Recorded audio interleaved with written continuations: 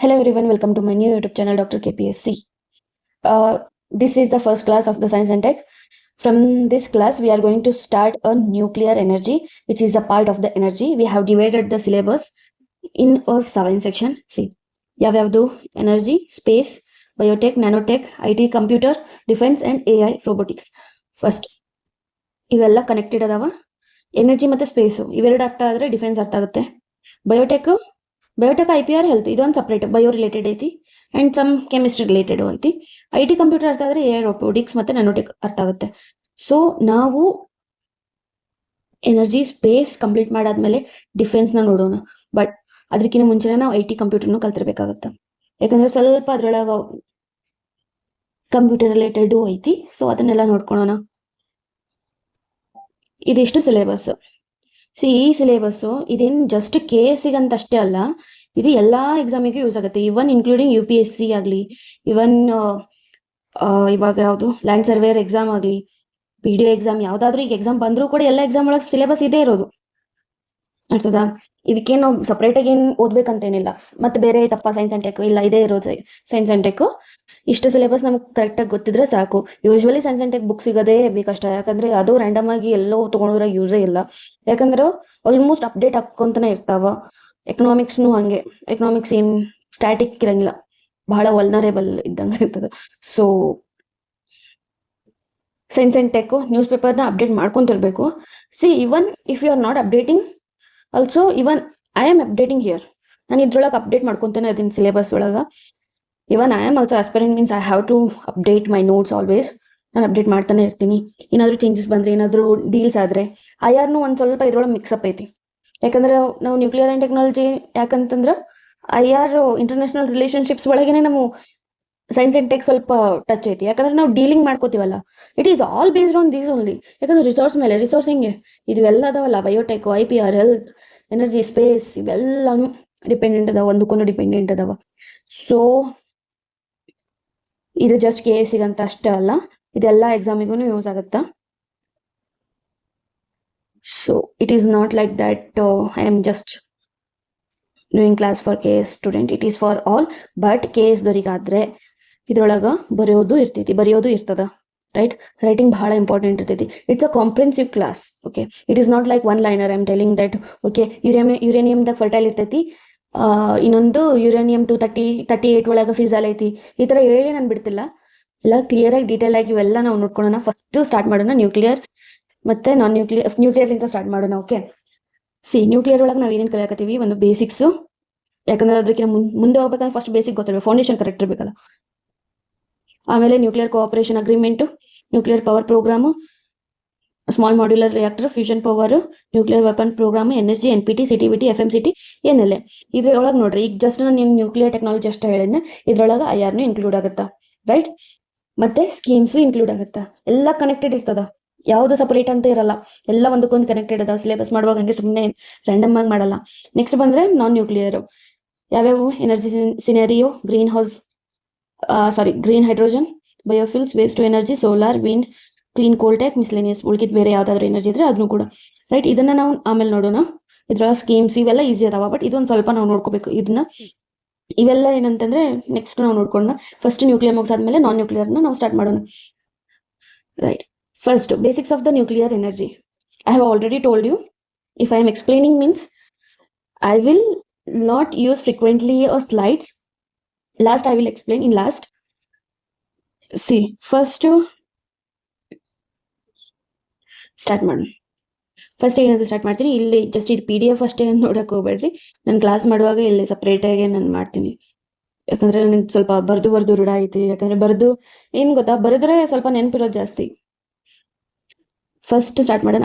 Atom ಅಂದ್ರೆ ಏನು? It's a building block of matter. ಹೌದಾ? ಹಾಗಾದ್ರೆ ಅಟಮಿನ್ ಸ್ಟ್ರಕ್ಚರ್ ಹೆಂಗಿರ್ತದ? ಇದು ನ್ಯೂಕ್ಲಿಯಸ್. ಇದು ಸುತ್ತ ಯಾವ ತಿರ್ಗಾಕತ್ತದ? ಎಲೆಕ್ಟ್ರಾನ್. ಹಾಗಾದ್ರೆ ಈ ನ್ಯೂಕ್ಲಿಯಸ್ ಒಳಗೆ ಏನೇನದಾವ? ಒಂದು ಪ್ರೋಟಾನ್ ಐತಿ, ಒಂದು ನ್ಯೂಟ್ರಾನ್ ಐತಿ. ಇವೆರಡೇನು ಪಾಸಿಟಿವ್, ಸಾರಿ ಇವೆರಡು, ಇದು ಪಾಸಿಟಿವ್ ಚಾರ್ಜ್, ಇದು ಚಾರ್ಜ್ ಲೆಸ್. ಹಾಗಾದ್ರೆ ಇದು negative charge.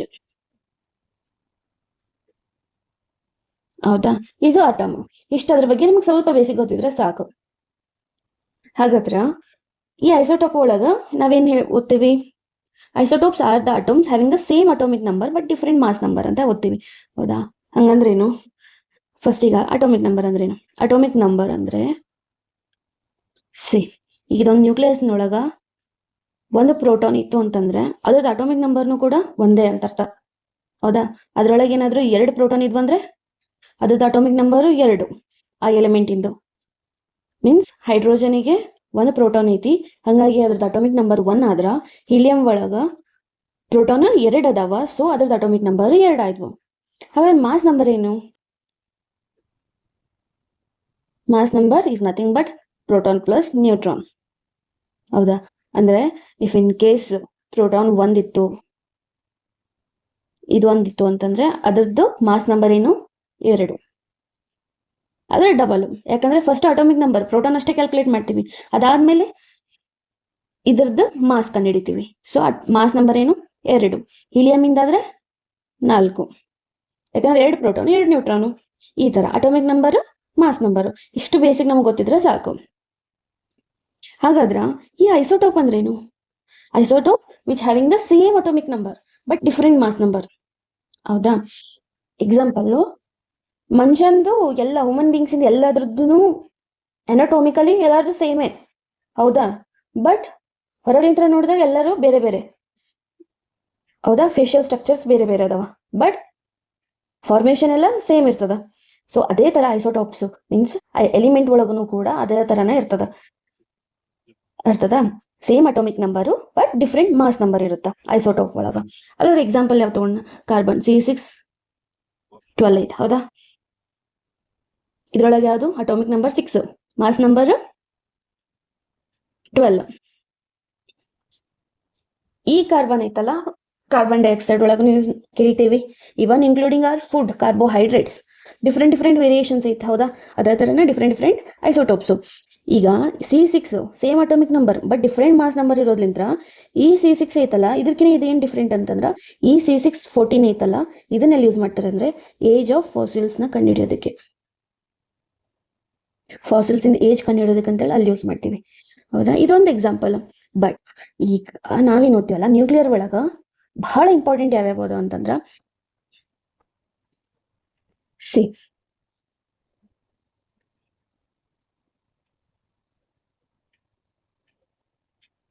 Hydrogen, uranium, thorium.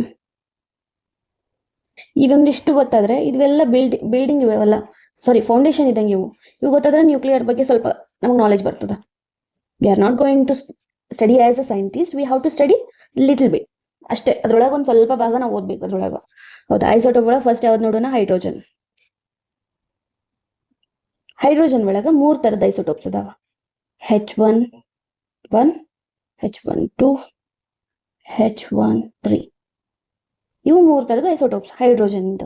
ಇದಕ್ಕ ಪ್ರೋಟಿಯಂ ಅಂತ ಕರಿತೀವಿ, ಇದಕ್ಕ ಡ್ಯೂಟೇರಿಯಂ ಅಂತ ಕರಿತೀವಿ, ಇದಕ್ಕ ಟ್ರೀಶಿಯಂ ಅಂತ ಕರಿತೀವಿ. Due 2, tritium 3. ಆಯ್ತಾ? I think this one is a PYQ in some exam. I'm not able to remember in which exam, but this one is the PYQ. ಹಾಗಾದ್ರೆ ಇವೆಲ್ಲ ಏನು? ಇವೆಲ್ಲ ಎದಕ್ ಬೇಕು?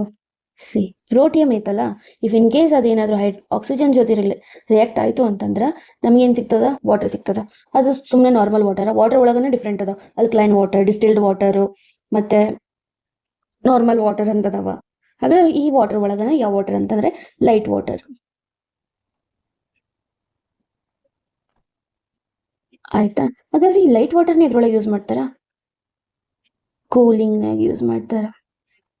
ಮೀನ್ಸ್ ನ್ಯೂಕ್ಲಿಯರ್ ರಿಯಾಕ್ಟರ್ಸ್ ಒಳಗ if in case heavy pressure ಆಯ್ತು ಅಂತಂದ್ರೆ, heavy temperature ಜಾಸ್ತಿ ಹೋತಂತಂದ್ರೆ ಅದನ್ನೆಲ್ಲ ಕೂಲ್ ಮಾಡೋದಕ್ಕೆ ಯಾವ್ದು ಯೂಸ್ ಮಾಡ್ತಾರ? ಲೈಟ್ ವಾಟರ್ ಯೂಸ್ ಮಾಡ್ತಾರೆ. ಹೌದಾ, ಈಗ ಒಂದು ನ್ಯೂಸ್ ಬರ್ತೈತಿ, India and France nuclear reactor ಒಳಗ 1 ಡೀಲ್ ಸೈನ್ ಮಾಡ್ಯಾರ. ಅದ್ರೊಳಗ 6 light water reactor France India ಕೊಡಾಕತೈತಿ ಅಂತ ಹೇಳ್ತಾರೆ. ಅದು ಎಲ್ಲಿ ಜೈತಾಪುರದಾಗ ಅಂತ ಹೇಳ್ತಾರೆ. ಹೌದಾ? ಅವಾಗ ಈ ಲೈಟ್ ವಾಟರ್ ಅಂದ್ರೆ ಏನು ಅದು ಗೊತ್ತಿರಬೇಕು. ನೆಕ್ಸ್ಟ್ ಟೈಮ್ ಒಂದು ಎಕ್ಸಾಮ್ನಾಗ ಕೇಳ್ತಾರೆ ಲೈಟ್ ವಾಟರ್ ಇಂದ ರಿಯಾಕ್ಷನ್ ಒಳಗೆ ಏನೇನು ಯೂಸ್ ಆಗುತ್ತೆ. ಅವಾಗ ನೀವು ಡ್ಯೂಟೋರಿಯಂ ಅಂತ ಬರೆಯೋಕ್ಕಾಗುತ್ತಾ? ಇಲ್ಲ. ಹೈಡ್ರೋಜನ್ ಮತ್ತೆ ವಾಟರ್ ಅಂತ ಗೊತ್ತು, ಅದು ಯಾವುದು ಐಸೋಟೋಪ್ ಅದನ್ನು ಗೊತ್ತಾಗಬೇಕಲ್ಲ. ಸೊ ಇಷ್ಟು ಗೊತ್ತಾದ್ರೆ ಸಾಕು ನಮ್ಗೆ. ಆಕ್ಚುಲಿ ಇದು ಜೈತಾಪುರ ಒಳಗ ಸೈನ್ ಆಗೈತಿ, ಬಟ್ ಇನ್ನು ಸ್ಟಿಲ್ ಐ ಥಿಂಕ್ ಇನ್ನು ಬಂದಿಲ್ಲ ಅಂತ ಅನ್ಸುತ್ತೆ. ಇದ್ರ ಬಗ್ಗೆ ಸ್ವಲ್ಪ ಡೀಟೇಲ್ ಆಗಿ ನಿಮ್ಗೆ ಹೇಳ್ತೀನಿ. ನೆಕ್ಸ್ಟ್ ಡ್ಯೂಟೋರಿಯಂ. ಅಟೋಮಿಕ್ ನಂಬರ್ ಎಷ್ಟು? 1. Mass number 2. ಹೌದಾ? ಐಸೋಟೋಪ್ ಅಂದ್ರೆ ಏನು? Same atomic number but different mass number. ಈ ಡ್ಯೂಟೋರಿಯಂ ನೋಡ್ರಿ, if in case it reacted with oxygen it gives H2O. ಯಾವ H2O? Heavy water.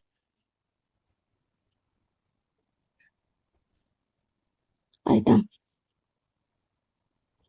ಈಗ ನ್ಯೂಕ್ಲಿಯರ್ ರಿಯಾಕ್ಟರ್ ಇಂದು ಸೈನ್ ಆಯ್ತು ಯಾವ್ದ್ರೊಳಗ? NCP ಒಳಗ, nuclear cooperation agreement, nuclear power programme something ಯಾವುದೋ ಇದ್ರೊಳಗೆ ಡೀಲ್ ಒಳಗೆ ಸೈನ್ ಆಯ್ತು. ಅವಾಗ ಹೇಳ್ತಾರ UP ನರೋರಾ ಅದ್ರೊಳಗ ಪ್ರೆಷರೈಸ್ಡ್ ಹೆವಿ ವಾಟರ್ ರಿಯಾಕ್ಟರ್ ಬಂದದ, ಗುಜರಾತ್ ಒಳಗೆ ಬಂದದ, ಕೈಗಾ ಒಳಗೆ ಬಂದದ.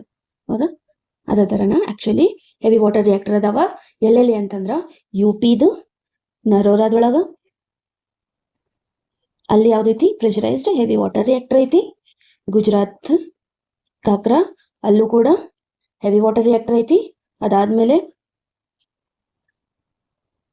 ಖೈಗಾ ಕಾಳಿ ನದಿ ಹತ್ರ ಯಾವ್ದೈತಿ ಹೆವಿ ವಾಟರ್ ರಿಯಾಕ್ಟರ್ ಐತಿ. ಅದಾದ್ಮೇಲೆ ರಾಜಸ್ಥಾನಿಂದು ರಾವತ್ ಭಾಟ, ಚಂಬಲ್ ನದಿ ಹತ್ರ ಅಲ್ಲೂ ಪ್ರೆಷರೈಸ್ಡ್ ಹೆವಿ ವಾಟರ್ ರಿಯಾಕ್ಟರ್ ಐತಿ. ಹೌದಾ? ಹೆವಿ ವಾಟರ್ ಎಲ್ಲೆಲ್ಲಿ ಯೂಸ್ ಆಗೈತಿ ಅಂತಂದ್ರ UP, ಗುಜರಾತ್, ಕೈಗಾ, ರಾಜಸ್ಥಾನ್ ಅಲ್ಲೆಲ್ಲ ಹೆವಿ ವಾಟರ್ನ ಯೂಸ್ ಮಾಡ್ಯಾರ. ರಿಯಾಕ್ಟರ್ ಅದ ಅಂತ ಗೊತ್ತು, ಎಲ್ಲೆಲ್ಲಿ ಅದಾವ ಏನೇನೈತಿ ಅನ್ನೋದು ನಮ್ಗೆ ಗೊತ್ತಾಗಬೇಕಲ್ಲ. ಯಾಕಂದ್ರೆ ಯಾವ್ದೋ ಒಂದು ನ್ಯೂಸ್ ಆರ್ಟಿಕಲ್ ಒಳಗೆ ಬಂದ್ಬಿಡ್ತು ಹೆವಿ ವಾಟರ್ ಯೂಸ್ ಮಾಡ್ಯಾರ, ಏನ್ ಹೆವಿ ವಾಟರ್, ಯಾಕ, ಏನು ಎಂತ, ಇವೆಲ್ಲ ನಮ್ಗೆ ಗೊತ್ತಿರ್ಬೇಕಾಗ್ತದ. ಅಷ್ಟೇ ಸುಮ್ಮನೆ ಫ್ಯಾಡಾಗಿ ಓದೋದ್ರೊಳಗೆ ಯೂಸ್ ಇಲ್ಲ. ಸೊ ಇದ್ರ ಬಗ್ಗೆ ಸ್ವಲ್ಪ ಲಿಟಲ್ ಬಿಟ್ ನಮಗೆ ನಾಲೆಜ್ ಇರಲೇಬೇಕು. ಅದಾದ್ಮೇಲೆ ಅದ್ರದ್ದು ಇನ್ನೊಂದು ಐಸೋಟೋಪ್ ಯಾವ್ದೈತಿ? ಟ್ರೀಶಿಯಂ. ಹೌದಾ? ಇದ್ರೊಳಗ ಆಕ್ಸಿಜನ್ ಜೊತೆ ರಿಯಾಕ್ಟ್ ಆಗಲ್ಲ. ನೋ H2O, ಯಾಕಂದ್ರ this is the radioactive. In case ಅದೇನಾದ್ರೂ ರಿಯಾಕ್ಟ್ ಆಯ್ತು ಅಂತಂದ್ರೆ ಅವಾಗ ಅದು ಯಾವ್ದು ಎಮಿಟ್ ಮಾಡುತ್ತೆ ಗೊತ್ತಾ? ಆಲ್ಫಾ, ಬೀಟಾ, ಗಾಮಾ ಈ ರೇಡಿಯೇಷನ್ಸ್ ನ ಎಮಿಟ್ ಮಾಡುತ್ತೆ. ಇಫ್ ರಿಯಾಕ್ಟ್ ಇದನ್ನೆಲ್ಲಿ ಯೂಸ್ ಮಾಡ್ತಾರೆ ಹಾಗಾದ್ರೆ? ನ್ಯೂಕ್ಲಿಯರ್ ವೆಪನ್ಸ್ ಒಳಗೆ ಯೂಸ್ ಮಾಡ್ತಾರೆ. It may be used for electricity also, it may be used for killing people.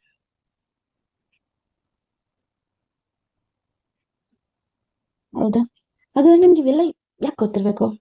First concept ನಮಗೆ ಕ್ಲಿಯರ್ ಇರಬೇಕು, ಇದ್ರದ್ದು ಅಪ್ಲಿಕೇಶನ್ಸ್ ನಮ್ಗೆ ಗೊತ್ತಾಗಬೇಕು. ಹೌದಾ? ಇಂಡಿಯಾ ಒಳಗ ಮತ್ತು ಕರ್ನಾಟಕದೊಳಗ ಏನೇನು ಆಗಾಕತೈತಿ ಅನ್ನೋದ್ರದ್ದು ಸ್ವಲ್ಪ ನಮಗೆ ನಾಲೆಜ್ ಬೇಕು. ಇಷ್ಟು ನಮಗೆ ಗೊತ್ತಾಯ್ತು ಅಂತಂದ್ರೆ ಸಾಕು. ನಾವು whether it may B in answer writing, whether it may be a prelims, whether it may be any Karnataka KPSC KE exam, we can solve the question. ಯಾವುದೇ ಕ್ಲಾಸ್ ಆಗಲಿ ನಿಮ್ಮ ಕ್ವಶನ್ಸ್ ಇಂದ ಆನ್ಸರ್ ಅಲ್ಲಿ ಸಾಲ್ವ್ ಆಗಕತೈತಿ ಅಂತಂದ್ರೆ, ಕ್ವಶನಿಗೆ ಅದು ಆನ್ಸರ್ ಸಾಲ್ವ್ ಆಗಕತೈತಿ ಅಂತಂದ್ರೆ ಮಾತ್ರ ನೀವು ಆ ಕ್ಲಾಸ್ನ ಕೇಳ್ರಿ. ರ್ಯಾಂಡಮ್ ಆಗಿ ಯಾವ್ದ್ಯಾವ್ದೋ ಕ್ಲಾಸಸ್ ಹೋಗ್ಬೇಡ್ರಿ. ನಿಮ್ಗೆ ಅರ್ಥ ಆಗ್ಬೇಕು. ಮಾರ್ಕೆಟ್ ಒಳಗೆ ಹೆವಿ ಅದಾರ ಟೀಚರ್ಸ್, ಬಟ್ ನಿಮ್ಗೆ ಯಾವ್ದು ಸೂಟೇಬಲ್ ಆಗುತ್ತೆ ಅದನ್ನ ಚೂಸ್ ಮಾಡ್ಕೋರಿ. ಯಾಕಂದ್ರೆ ಎಲ್ಲರಿಗೂ ನಾನು ಹೇಳೋದನ್ನ ಅರ್ಥ ಆಗಲ್ಲ, ಬೇರೆಯವ್ರಿಗೆ ಯಾರಿಗೆ ನಾನು ಹೇಳೋದು ಅರ್ಥ ಆಗಲ್ಲ.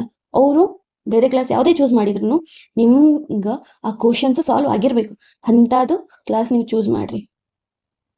If you want to go for paid also you can go, but check ಮಾಡ್ರಿ, ರಿವ್ಯೂ ನೋಡ್ಕೊರಿ, ಹೋಗ್ಬೇಕೋ ಬೇಡವೋ ಅಂತೇಳಿ. ಸುಮ್ಮನೆ ಹಂಗೆ ಯಾವುದೇ ಕ್ಲಾಸ್ ಜಾಯ್ನ್ ಆಗಕ್ಕೆ ಹೋಗ್ಬೇಡ್ರಿ, ಇಟ್ಸ್ ಅ ವೇಸ್ಟ್. ಯಾಕಂದ್ರೆ ಒಂದೊಂದು ಇನ್ಸ್ಟಿಟ್ಯೂಟ್ ಒಂದೊಂದು ಬೆಸ್ಟ್ ಟೀಚರ್ಸ್ ಇರ್ತಾರ, ಆ ಬೆಸ್ಟ್ ಟೀಚರ್ಸ್ ಇದ್ರೆ ಕಲಿಬೇಕು. ಅವಾಗ ನಮ್ ಕಾನ್ಸೆಪ್ಟ್ ಕ್ಲಾರಿಟಿ ಇರ್ತದ, ಬ್ರೈನ್ ಓಪನ್ ಆಗುತ್ತೆ ಅವಾಗ ನಮ್ದು. ಅಲ್ಲಿ ತನಕ ಆಕ್ಚುಲಿ ನಮ್ ಬ್ರೈನ್ ಎಲ್ಲ ಡಂಬ್ ಇದ್ದಂಗೆ ಅವಾಗ. ಹೌದಾ?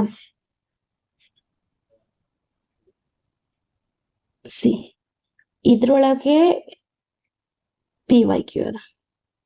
ಕಾಳಿ ನದಿ, this one is a PYQ. I don't know which exam, but it is a PYQ. I know ಇದೇನೈತಲ್ಲ PYQ ಐತಿ 2012 UPSC. ಇದು ಹೈಡ್ರೋಜನ್ ಇಂದ ಆಯ್ತು. ಇದಾಯ್ತಪ್ಪ. ನೆಕ್ಸ್ಟ್ ಐಸೋಟೋಪ್ ಯಾವುದು? ನೆಕ್ಸ್ಟ್ ಐಸೋಟೋಪ್ ಬಂದು uranium. Geopolitically heavy important ಐತಿ. Next silicon. ನಮ್ ಬೆಂಗಳೂರ್ನ ಏನಂತ ಕರೀತಾರ, ಸಿಲಿಕಾನ್ ಸಿಟಿ ಅಂತ ಕರೀತಾರ. ಹೌದಾ? ಯಾಕ? ಬಿಕಾಸ್ ಇವಾಗಿರೋ AI ಟೆಕ್ನಾಲಜಿ ಎಲ್ಲಾ ಡಿಪೆಂಡೆಂಟ್ ಇರೋದು ಸಿಲಿಕಾನ್ ಮೇಲೆ. ಜಿಯೋ ಪೊಲಿಟಿಕ್ಸ್ ನಡೆಯೋದು ಸಿಲಿಕಾನ್ಗೋಸ್ಕರನ. ಸೊ ಈವನ್ ಯುರೇನಿಯಂ ಕೂಡ. ಯುರೇನಿಯಂ ಯಾವ ತರ ಅಂದ್ರೆ ಕಂಟ್ರೀಸ್ ಯಾವ ತರ ಟ್ರೇಡ್ ಮಾಡ್ತಾರೆ, ಗೋಲ್ಡ್ ಕೊಟ್ಟು ಯುರೇನಿಯಂ ನ ಪರ್ಚೇಸ್ ಮಾಡ್ತಾರ. ಯಾಕಂತಂದ್ರೆ uranium which is used in a nuclear weapons, nuclear reactor, ಅಲ್ಲೆಲ್ಲ ಯೂಸ್ ಆಗೋದು ಯುರೇನಿಯಂ. ಸೊ ಅಷ್ಟು ಈಸಿಯಾಗಿ ಸಿಗಲ್ಲ. ಅದಕ್ಕಾದ ಒಂದು ರೂಲ್ಸ್ ಅದಾವ. ಯಾರು ಬೇಕಾದ್ರೂ ಅದನ್ನ ಟ್ರೇಡ್ ಮಾಡಕ್ಕಾಗಲ್ಲ. ಯಾಕಂದ್ರೆ ಯಾರಾದ್ರೂ ಟೆರರಿಸ್ಟ್ ಕೈ ಒಳಗ್ ಸಿಕ್ತಂತಂದ್ರ ಸೊ ಅದನ್ನೆಲ್ಲ ಟ್ರೇಡ್ ಮಾಡಕ್ಕಾಗಲ್ಲ. ಅದಕ್ಕಂತ ಒಂದಿಷ್ಟು ರೂಲ್ಸ್ ಅದಾವ. ಅವನ್ನೆಲ್ಲ ನಾವು ಮೊದಲ ಕ್ಲಾಸ್ ಒಳಗೆ ನೋಡೋಣ. ಆಯ್ತಾ? ಯುರೇನಿಯಂ. ಈಗ ಯುರೇನಿಯಮಿಗೆ ಮಲ್ಟಿಪಲ್ ಐಸೋಟೋಪ್ಸ್ ಅದಾವ. ಹೌದಾ? Uranium 92 to 33.